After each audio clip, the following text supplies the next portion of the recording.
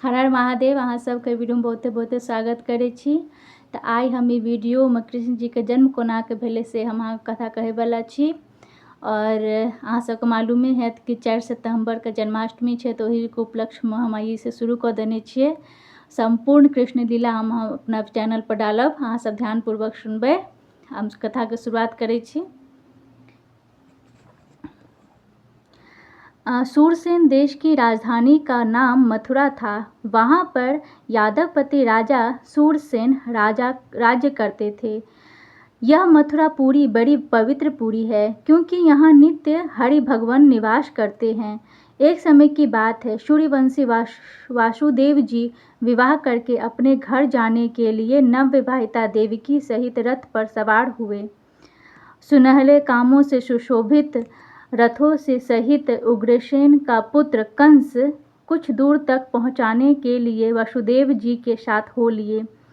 उसने अपनी बहन देवकी को प्रसन्न करने के लिए उनके रथ को स्वयं रथवान बनकर हाँकने की इच्छा से घोड़े की रस्सी पकड़ ली। कन्या वत्सल महाराज देवकी ने अपनी कन्या देवकी को विदा करते समय देनयान यानी कि यौतुक में सोना की मालाओं से सुशोभित 400 हाथी सजाए 1500 घोड़े, 1800 रथ और अनेकों प्रकार के भूषणों से विभूषित 100 सुकुमारी दासियां दी। वर और वधू के विदा होते समय दुदुभी यानी कि शंख, तुरही, सुदंग आदि मंगल सूचक बाजे बजने लगे। रथ को कंस हाँक रहा था। इतने में उसे संबोधन कर आकाशवाणी हुई। किसे? कंस को संबोधन कर आकाशवाणी हुई। कंस को संबोधित कर आकाशवाणी हुई और कहा, अरे मूर्ख, जिसका तू रथ हाँक रहा है उसी देवकी के 8वें गर्भ से उत्पन्न हुआ पुत्र तुझे मारेगा। इस आकाशवाणी को सुनते ही भोजकुल कलंक दुष्ट कंस बहिन के स्नेह को भूल गया। उसने देवकी के झोटे पकड़कर उसे मारने के लिए खड़ा निकला और कंस को इस कसाईयों जैसे निंदनीय निष्ठुर कर्म करने को उद्धत देख वासुदेव ने अपने मीठे वचन कहकर यूं समझाने का प्रयत्न किया। वासुदेव कंस से कहते हैं कि कंस, तुम्हारे गुण और वीरता की बड़े बड़े शूरवीर प्रशंसा करते हैं। तुमने तो भोजवंश का यश बढ़ाया है, परंतु तुम इतने शूरवीर होकर अपनी बहन का वध करना चाहते हो। ऐसा करना तुमको शोभा नहीं देता। तुम ही विचारो, एक तो स्त्री की जाति, तो दूसरे तुम्हारी बहन और तीस पर यह विवाह उत्सव का अवसर। हे वीर, यदि तुम यह सोचते हो कि इसके 8वें गर्भ में उत्पन्न बालक तेरे काल का कारण होगा, तो अतः इसे मार उस आने वाली विपत्ति को जड़ को समाप्त काट डाली जाए। तो स्मरण रखें, मृत्यु की कुछ भी जो है औषध नहीं है। जो जन्मा है वह एक ना एक दिन जरूर मरेगा, अवश्य मरेगा। आज हो अथवा 100 वर्ष के बाद देहागरी वह अवश्य ही मरेगा। तो देखो, यह तुम्हारी छोटी बहन है, बालिका है, दीना है और कातर है और मारे डर के काठ की पुतली की तरह हो गई है, संज्ञाहीन हो गई है। तुम दीन वत्सल हो, अतः इस कल्याण कृपा करो। बालिका का वध करना तुम्हारे योग्य काम नहीं है। कंस बड़े निष्ठुर स्वभाव का पुरुष था। भरत एवं वसुदेव के इस प्रकार मित्र भाव से समझाने बुझाने पर भी उसका विचार ना बदला। उसको हट करते देख वासुदेव जी बहुत चिंतित हुए और सोचने लगे कि देवकी के प्राण की रक्षा किस प्रकार की जाए। सोचते सोचते वासुदेव जी को एक उपाय सूझी, क्योंकि कहा, बुद्धिमान पुरुष को उचित है कि अपनी बुद्धि और बल के अनुसार यथाशक्ति वह मृत्यु को टाले, और यदि तभी संभव मृत्यु ना टले तो फिर उसे मनुष्य का कोई अपराध नहीं। इस समय यही ठीक जान पड़ता है कि इस मृत्यु रूप कंस को अपने होने वाले पुत्रों को देने की प्रतिज्ञा कर इस दीन अबला के प्राणों की रक्षा करूं। यानी कि जो वसुदेव थे वो कंस से अनुरोध करते हैं कि मेरे जो भी पुत्र होंगे मैं उन्हें आपको सौंप दूंगा, आप उनकी हत्या कर दीजिएगा, लेकिन कृपया कर इस समय इस अबला को छोड़ दें। तो इस समय यही ठीक जान पड़ता है कि इस मृत्यु रूप कंस को अपने होने वाले पुत्र को देने की प्रतिज्ञा कर इस दीन अबला के प्राणों की रक्षा करूं। फिर जब मेरे पुत्र होंगे तब जो होने को होगा सो तो होता रहेगा, यह समय तो टल जाएगा। यह भी बहुत संभव है कि मेरे पुत्र के जन्म होने के पहले ही कंस स्वयं चल बसे, अथवा यह ना भी मरे तो आकाशवाणी के अनुसार मेरे पुत्र ही इसकी मृत्यु का कारण हो। सब कुछ हो सकता है। विधाता की गति कोई नहीं जान सकता। विधाता की गति कोई नहीं जान सकता। पुत्र देने की प्रतीक्षा से उपस्थित विपत्ति तो टल जाएगी। तो वासुदेव ने इस तरह से विचार किया। अपनी समझ में वासुदेव जी ने ठीक ही उपाय सोचा और पहले कंस के प्रति बहुत सम्मान दिखाकर उसकी बड़ी प्रशंसा की। फिर अपने मन की घबराहट को छिपाकर कंस को विश्वास दिलाने के बहाने हंसकर उस निर्लज निशंस कंस को कहा, वसुदेव ने कहा, हे सौम्य, आकाशवाणी के अनुसार डर तो तुमको देवकी के गर्भ जात पुत्र से है, अतः जितने पुत्र इसके होंगे मैं उतने सब तुमको दे दूंगा। वासुदेव जी की यह बात कंस की समझ में आ गई और उसने उसे मानकर अपनी बहन की हत्या से अपने हाथ कलंकित न किए। वसुदेव भी हंसते हंसते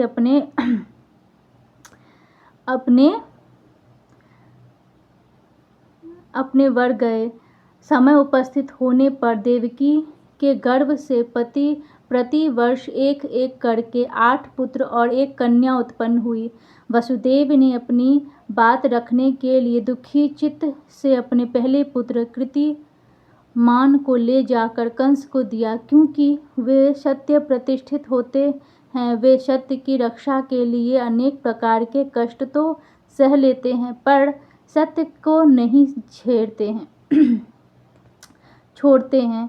वासुदेव को सत्य में ऐसी निष्ठा देख और उनके साधुत्व पर संतुष्ट हो कंस ने हंसकर उनसे कहा, कंस ने क्या कहा, आप इस बालक को ले जाइए, इससे मुझे कोई भय नहीं है, मुझे तो आपके 8वें पुत्र से भय है। वसुदेव जी यह सुन और उत्तर में कहा, बहुत अच्छा, कहकर अपने घर तो चले गए, पर कंस की बात पर उनको विश्वास इसलिए ना हुआ कि वे जानते थे कि कंस भला जीव नहीं है। उसे अपनी बात बदलते देर ही नहीं लगती, क्योंकि उसका मन तो उसके वश में था ही नहीं। हुआ भी ऐसा ही, क्योंकि वसुदेव के जाते ही कंस के पास नारद मुनि पहुँचे और बोले, नारद बोले, ब्रजवासी नंदादि गोपी और गोपियाँ, वासुदेव और विष्णुवंश यादव और देवकी आदि उनकी स्त्रियां आदि सब तुम्हारे वैसे ही शत्रु हैं जैसे देवता। कंस असुर पृथ्वी के लिए भार हो रहे हैं, अतः उनको नाश करने का देवताओं द्वारा यह उद्योग हो रहा है। यह कह नारद तो यहाँ से चल दिए। उधर कंस ने सोचा कि यादव लोगों के रूप में देवता उत्पन्न हुए हैं और विष्णु मुझे मारने के लिए देवकी के गर्भ से उत्पन्न होंगे। यह सोचते ही उसने वासुदेव और देवकी को हथकड़ी लगाकर बेड़ी डलवाकर उनको अपने घर में बंदी बनाकर रख लिए। इतना ही नहीं, बल्कि देवकी के प्रथम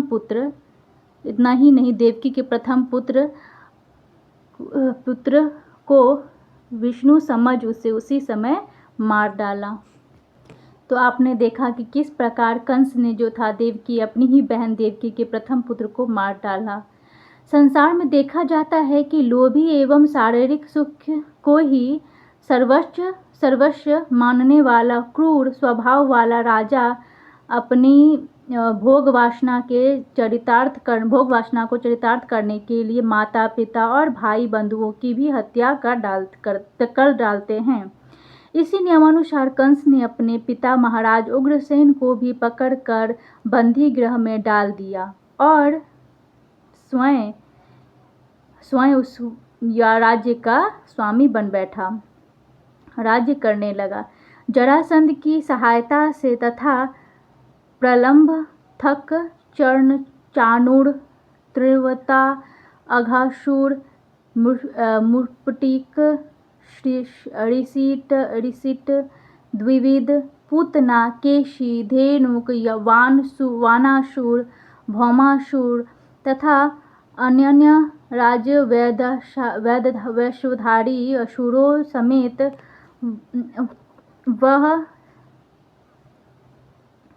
दर्पित कंस यादवों का नाश करने लगा। कंस के द्वारा अत्याचारों से उत्पीड़ित होकर यादव कुल पांचाल, केशाल, विदर्भ, निपग्न, विदेह, कौशल आदि देशों में भाग गए। केवल अक्रूर आदि कुछ लोग ऐसे थे जो कंस को हाँ में हाँ मिलाते हुए मथुरा में रह उनकी सेवा टहल किया करते थे। क्रमशः एक दिन कंस ने हरि को गर्भ में धारण किए देवकी को अपने तेज से घर भर का अंधकार हरते देखकर कहा, हे कंस। कंस ने कहा,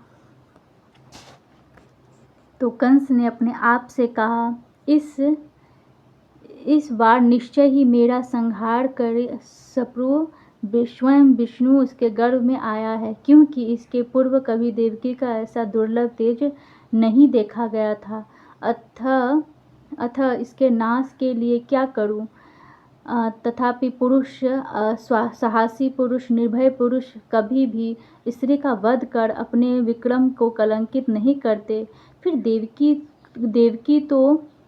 देवकी को यदि मैं मार डालूं तो स्त्री वध, भागनी वध और गर्भीय वध, ये 3 पाप मेरे सिर चढ़ेंगे। इन पापों के लगने से धीरे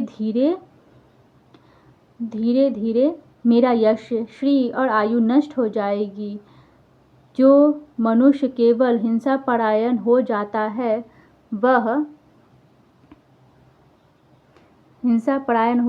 है वह जीता नहीं किंतु मरे के समान है। जब तक वह इस लोक में जीता है तब तक उसकी निंदा होती है और मरकर वह नरक यातना भोगता है। इस प्रकार कंस जो है अपने मन में निश्चय करता है। इस प्रकार आगा पीछा सोचकर कंस देवकी का वध ना कर 8वें बालक के उत्पन्न होने की प्रतीक्षा करने लगा। रात दिन उसका चित्त अशांत रहता था। उठते बैठते, खाते पीते, सोते जागते वह हरि के भगवान विष्णु की ध्यान में मग्न रहता था। अंत में यहाँ तक हुआ कि उसे सारा जगत विष्णुमय ही दिखाई देने लगा। हवाते भादव की कृष्णाष्टमी की माघ रात्रि उपस्थित हुई और उसी समय भगवान विष्णु देवकी के गर्भ से बालक रूप में प्रकट हुए तथा वासुदेव जी चाल रूप हरि को लेकर सूतिका गृह से बाहर निकलने का उपाय करने लगे। उसी समय गोकुल में नंद रानी के गर्भ से योग माया ने बालिका के रूप में जन्म धारण किया। उसी योग माया के प्रभाव से सूतिका गृह के प्रहरी जो थे और पूर्ववासी लोग घोर निद्रा के श्वेत हो पड़े थे, यानी कि सो गए थे। सूतिका ग्रह के किवाड़ अपने आप खुल गए। ये तो कृष्ण की माया है जो किवाड़ अपने आप खुल गए। उस समय मेघों के जल को बौछार गिर रही थी उधर वर्षा काल के कारण गोकुल की बाढ़ में यमुना भी बहुत बढ़ चल रही थी। जिस प्रकार यथा समुद्र ने श्री रामचंद्र जी को पार जाने का मार्ग कर दिया था, वैसे ही यमुना भी वासुदेव के तट पर पहुँचते ही पाछा हो गई और वासुदेव जी उस पार पहुँच गए। गोकुल में भी वासुदेव जी ने वही दशा देखी जो वे मथुरा में देख गए थे, अर्थात यहाँ भी सब लोग अचेत पड़े सो रहे थे। वासुदेव ने अपने बालक को तो यशोदा की सैया पर सुला दिया और यशोदा की कन्या को लेकर वे घर लौट आए। सूतागृह में लौटकर वासुदेव जी फिर से कारागार में बंद हो गए। उस कन्या को लेकर देवकी के पास लिटा दिया और पूर्ववत अपने पैरों में बेड़ियां पहन ली। इतने ही में बंदीगृह के साथ द्वार अपने आप पूर्ववत बंद हो गए। उधर यशोदा को यह भेद तो मालूम हुआ कि इन्होंने बच्चा जना, पर वह बच्चा बालक है या बालिका यह वे स्मरण नहीं कर पाई, निद्रा के कारण न जान सकी। जब वासुदेव जी के बंदीगृह के द्वार पूर्ववत बंद हो गए, तब बालक के रोने का शब्द सुनकर प्रहरी लोग जागे और दौड़कर बालक उत्पन्न होने की सूचना कंस को दी। यह समाचार पाते ही कंस घबरा कर उठ बैठा, क्योंकि वह तो यही राह देख रहा था कि देवकी के 8वां बालक कब उत्पन्न हो। इसी को तो उसे बड़ी चिंता और घबराहट थी। यह समाचार पाते ही कंस उधर से सिर उठाकर नंगे पैर चला और खुले और झटपट पैर रखता दौड़कर किसी प्रकार सूतिका गृह में पहुंचा। इस प्रकार अपने निष्ठुर भाई के आते देख देवकी बहुत दुखी हो गई और दीन को कंस से बोली। देवकी बोली, भैया यह बालिका तुम्हारी भांजी है, इसको मारना तुम्हें उचित नहीं।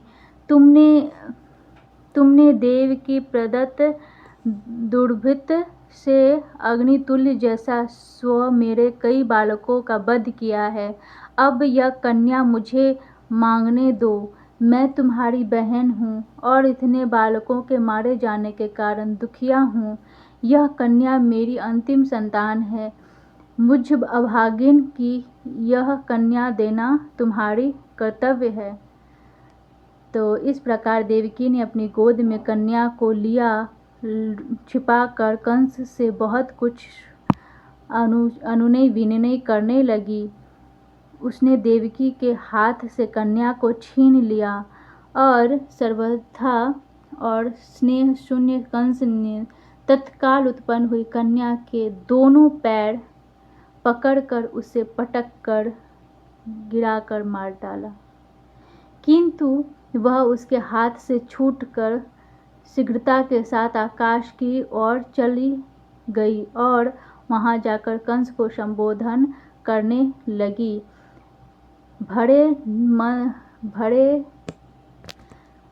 अरे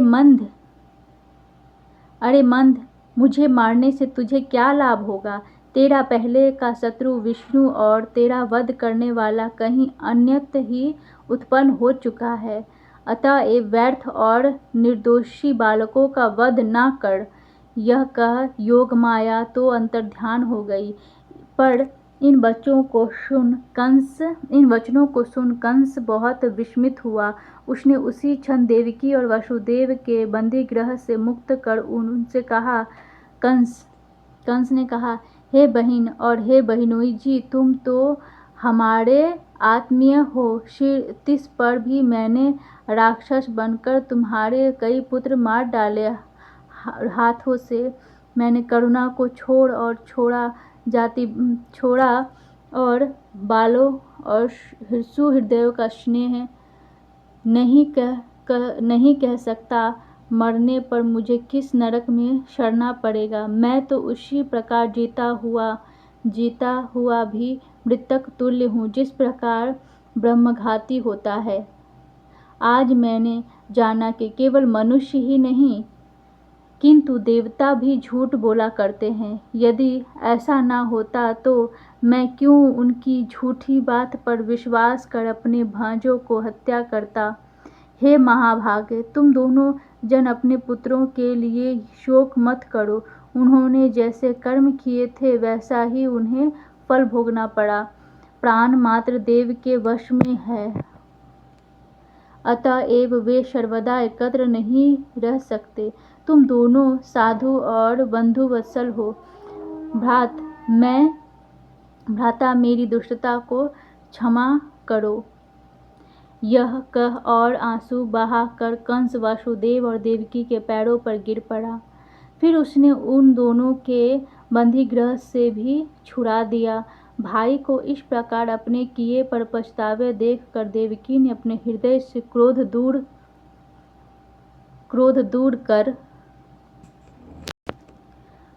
दूर कर वसुदेव जी हंसकर कंस से बोले, वसुदेव महाभाग, देहधारियों के विषय में तुमने जो कुछ अभी कहा वह सब ठीक है। प्रसन्न होकर शुद्ध भाव से देवकी और वसुदेव के इस प्रकार कहने पर उनकी आज्ञा लेकर कंस अपने घर गया। अगले दिन सवेरा होते ही कंस ने अपने मंत्रियों को बुलाया और जो बात उस लड़की ने कही थी उनसे कही। अपने प्रभु कंस की बात सुनकर मूर्ख एवं सहज देवद्रोही दानवों ने देवताओं पर क्रुद्ध होकर कहा, दानवगण, हे भोजराज, यदि यही बात है तो हम सभी सारे नगर और गांव तथा ब्रज में जाकर उस दिन और 10 दिन से कम अवस्था वाले बालकों को नष्ट करते हैं। करने पर जो देवता आपका कर ही क्या पाएगा। जो देवता जो है जन्म लिए उसका आपका कर ही क्या पाएगा। वे तो रोएमरु और कायर हैं। नित्य आपके धनुप के युद्ध में धनुप के रोदे की टंकार सुनकर ही घबरा जाते हैं। युद्ध में जब आप बाणों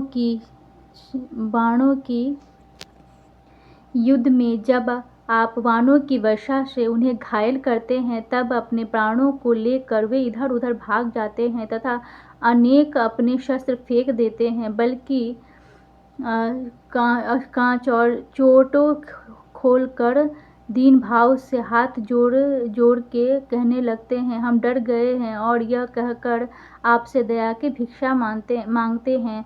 तब उनकी यह दशा देख आप उनको नहीं मारते। जहाँ कोई बराबरी का नहीं होता वहीं देवगण अपनी डींगे हाँका करते हैं। विष्णु सदा निर्जन स्थान में रहते और शिव वनवासी एवं तपस्वी है। इंद्र का पराक्रम अति सामान्य है और ब्रह्मा बूढ़े तपस्वी हैं। इनसे खटका ही किस बात का हो सकता है, तथापि हमारे शत्रु हैं, अतः उनको तुच्छ समझकर चुपचाप बैठ रहना बड़ी भारी भूल का काम है।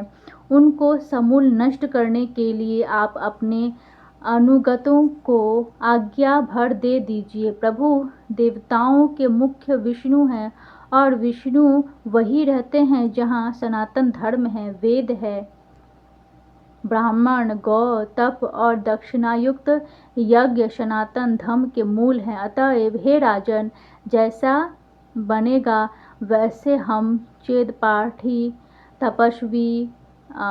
पाठी तपस्वी यज्ञ करने वाले ब्राह्मणों एवं हवन करने वाले सभी को मारेंगे। गौ, वेद, तप, सत्य, दम और सम, श्रद्धा, दया, क्षमा एवं विविध यज्ञ ही विष्णु के रूप हैं और विष्णु ही सब देवताओं के आराध्य हैं। दानव द्रोही और अंतर्यामी विष्णु ही ब्रह्मा, शिव हैं तथा अन्य समस्त देवताओं के आदि कारण हैं।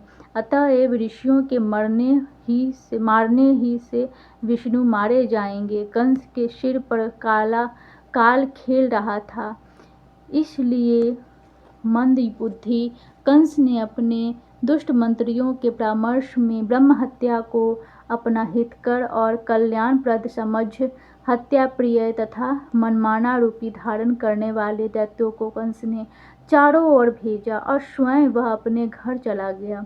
वे दुष्ट लोग बुरे कामों में लगे रहे। कहा है जो थोड़े लोगों का अनादर करते हैं उनका आयु, श्रो, यश, धर्म, स्वर्ग, दिलोक, मंगल और सब प्रकार के श्रेय शीघ्र ही विनष्ट हो जाते हैं।